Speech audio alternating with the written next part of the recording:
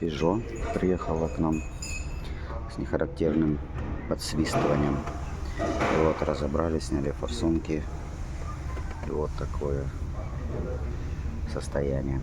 Это все выковыряли из колодцев, где стоят форсунки.